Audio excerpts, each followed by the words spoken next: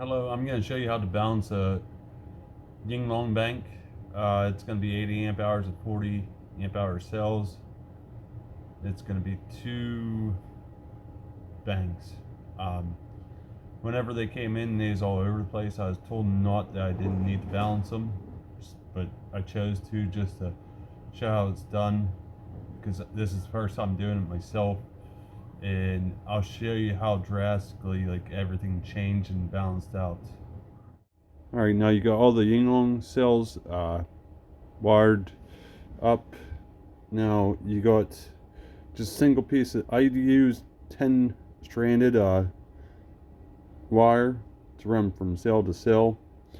Now all I did was I took my strippers and put a mark here and here with the strippers, and I took a utility knife and went across that just to knock off the coating. And I did that the whole entire way down on the positive and the negative side. Now, whenever I initially first did this, like for instance, the first cell was 2.393, 2.394, same again, and it keeps on going down the line. And so the first one was 2.393, the last one is 2.3969, 2.3669, and that was whenever I initially put them together. Now, as an hour passed with this 10 gauge wire, and it went from 2.383 from 2.393 on that first cell, and then it's almost a tenth difference as they started balancing out. So the first one, as I noticed, as you went down the line, the voltage was dropping. So the first one is 2.383, the last one is 2.378. That was after I was done yesterday. So I let it go overnight, then came back to all the cells were balanced out to 2.381 the whole way down the line. So it didn't take much. All I had to do was strip some wires. This, I got the nuts from the bus bar from Jim's Machine Work that I'm going to put together for the 80 amp hour bank. I'm going to do that here soon, probably today, and see how this all goes.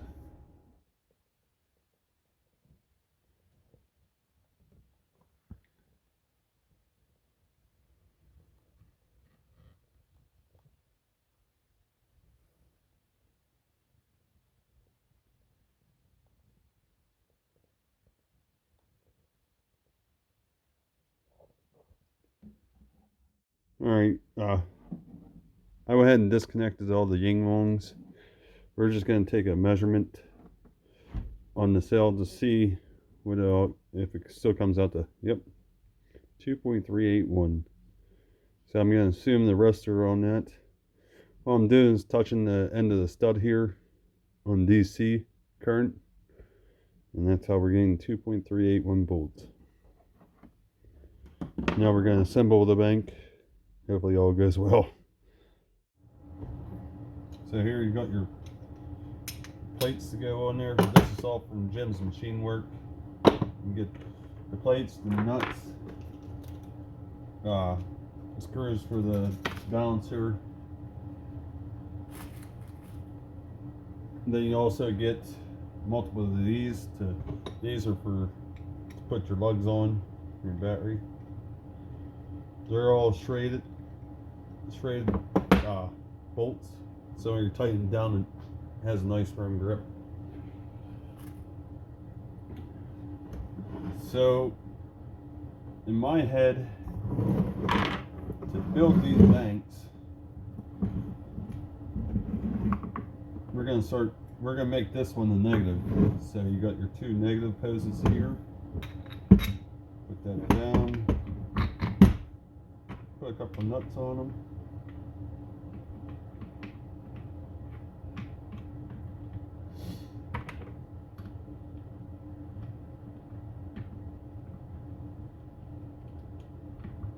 Let me give it a little snug. 100. Because on the cells it says 7 newtons per meter. I'm not so sure what that exactly entails. You go ahead and plate on the bottom.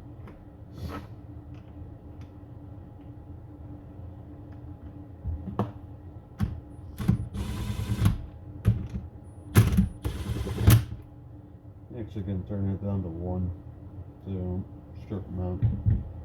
So you got positive and negative, negative on top, positive on the bottom. So we're going to put the negatives on the bottom again to series them.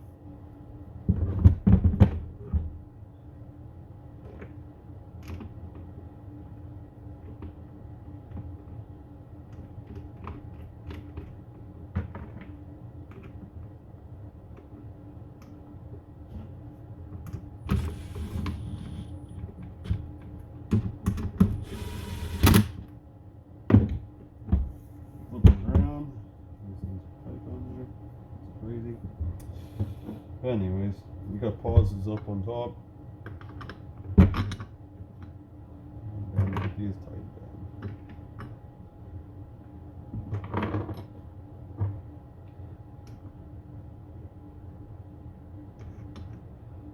I'm thinking after this is all put together, after all 6 cells are put in series,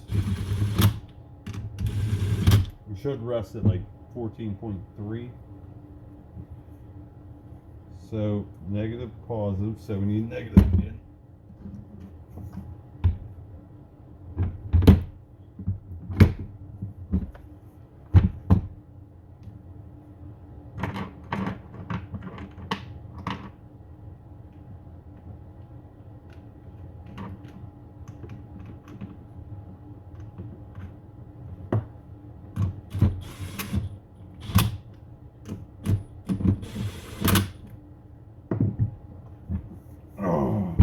Starting to get heavy. We got 2 pauses here now, so next will be negative. After we put this down.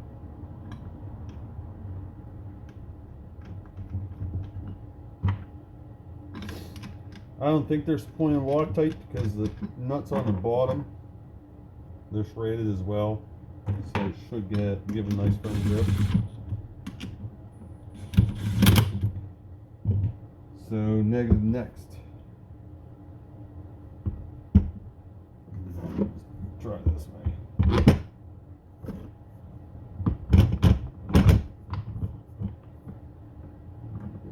Tight down.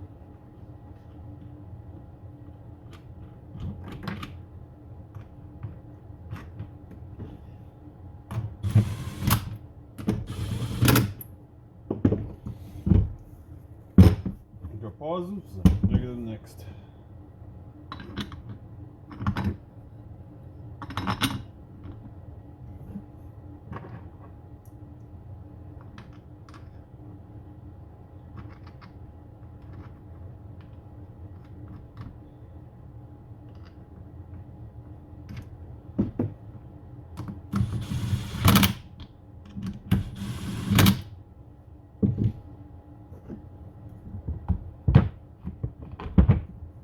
I think these cells are pretty nice to work with because each cell is only rated for 2.3 volts. So it's not like you're working with large amounts of voltage whenever you're putting these things together. At the end, yes, you're going to end up with 14, but as the line goes down, it increases in value, but actually assemblable ain't too bad. Almost done. Oh.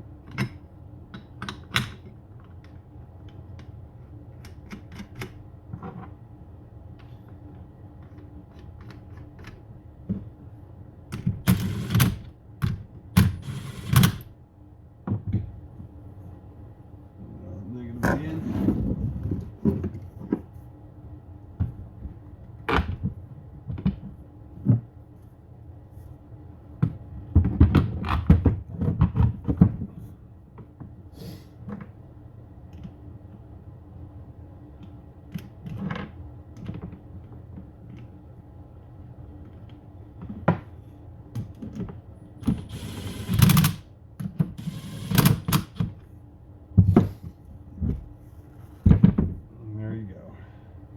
one on. No, this is going to be positive.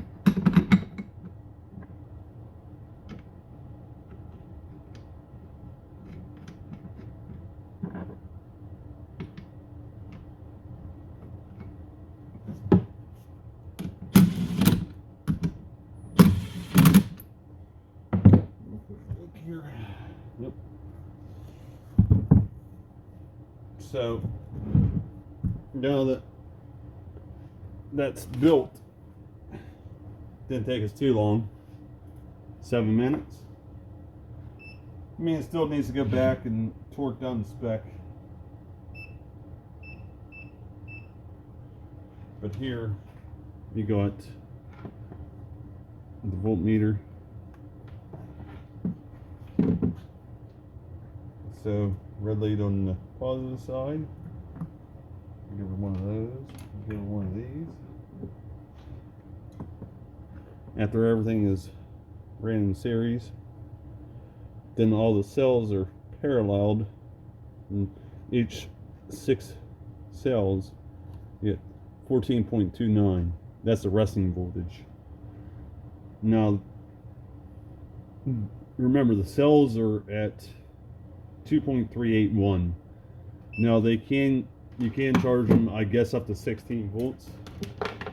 Now mine, I am going to probably try to run it 15.2, 15.3, because I don't know how high of voltage my Jeep likes. So I got a GM 4-wire harness, but they only give you 2 wires in the Chryslers for 12 Jeep Liberty. So it's going to be internally regulated at 14.8. But we're going to try to put some diodes on it to hopefully get up to that 15.2, 15.3 mark. And this year I went with Yinlongs because I tried AGM the first year, excess power D3400 with a XP 750. It held in there, but I was only running 1500 watts on a power hungry amplifier. And then the second year I stepped it up. I went from D3400 AGM underneath the hood to 2 down for sound lithium LTOs 6.0s in the back, because last year I didn't want to go through all this because I didn't know what it took to build a bank. But over the years, the past year looking, it's not that hard, and it's very safe in my eyes, as long as you're not, I don't know. I think it's pretty hard to mess these up. Even your headway cells, they're easy to build. It'd be the same concept, but they're rated for 3.2 volts per cell. So you only need 4 of them to get up to the 13.2, I believe. So it'd be the same concept, just less cells. But the amp hours is only 8 per cell. These are 40 amp hours per cell. So you got 40 and 40, 80. So it's pretty simple. So now I'm going to go back and get a balancer on. I got to take a second and figure out what kind of crimp connections I need. It's going to be a Heltec BMS 4 to 6S balancer. But I'm going to go dig through my connectors to see what I got to go ahead and get everything, get the balancer on. So now we're going to go ahead and get the ends put on here. This is going to be your black. Strip back a little bit.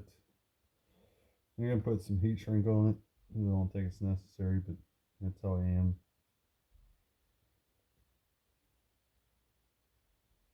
Take that down, put it on there. Give her a crimp.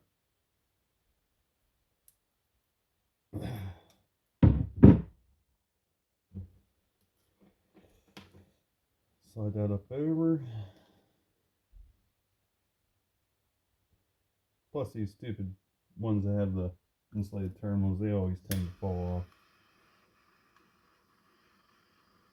So it's self-reinsurance here. So there's one. Now I'm going to do it to the rest of the 6.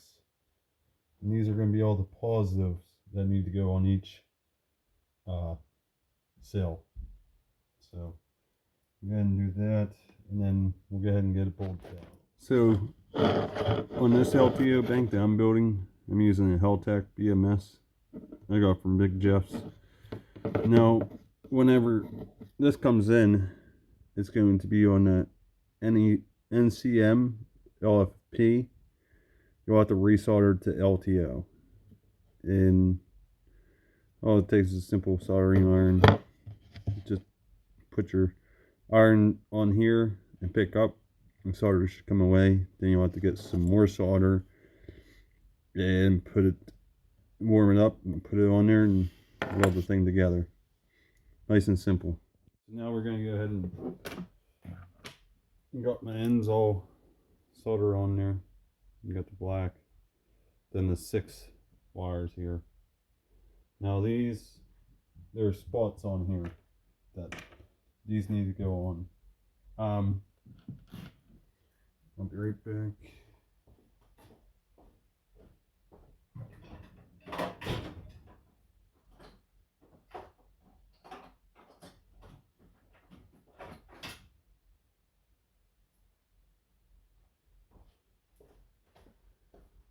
I had to grab an Allen key. So I'm going to first start off by putting the black one on the negative.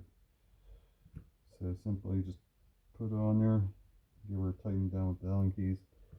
These ones, see, I'm not 100% sure. First time assembling a bank, but probably wouldn't hurt to put Loctite on it. So the next one's going to be the yellow. That'll be on the first one, the first series bank, which will be on the bottom. Let me find my screws here.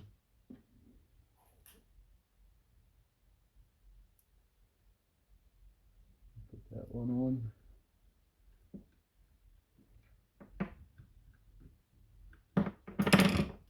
Yeah.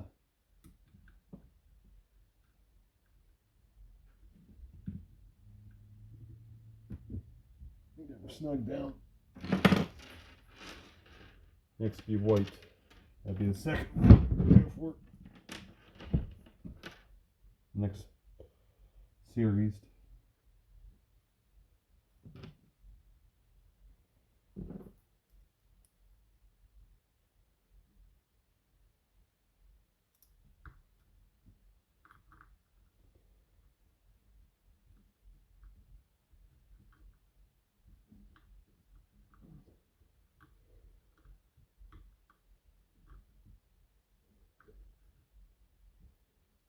Keep on going down the line here. This will be this. So it went first, second, third.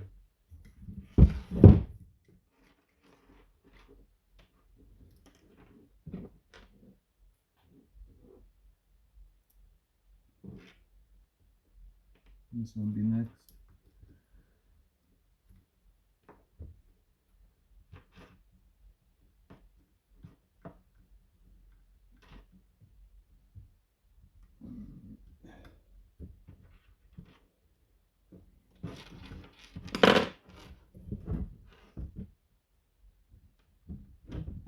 Try not to smash the wire setting this thing down. It does get kind of heavy. So next, flip it around. There we go. Will be that color right there. Next.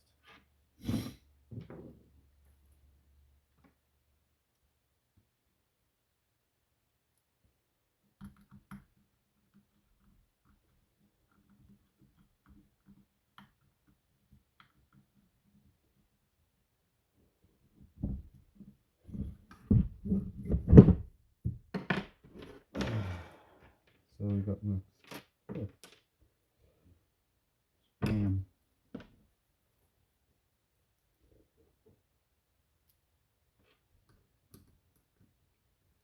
probably take these and put a little bit of Loctite on them so they don't come out. Because the base vehicles, you know, you got vibrations. I mean, they feel pretty snug, but rather be safe than sorry. Thing should end up red on the other side. This end. Go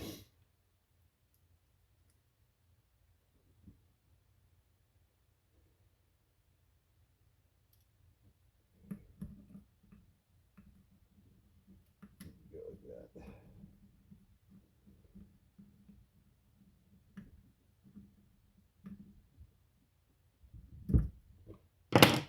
All I gotta do is simply plug this thing in. It's stiff. And there you go, you got your red light. It's on run, so it's active for balancing them right now. So we're good to go. I'm gonna come back out and check on this in a little bit. See how the cells are doing. We'll check each individual one.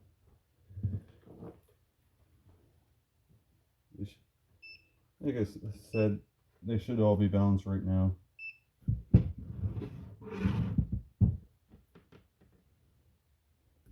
Negative 2.381. No. Then you go 4. 2.381. 81. 81. 81.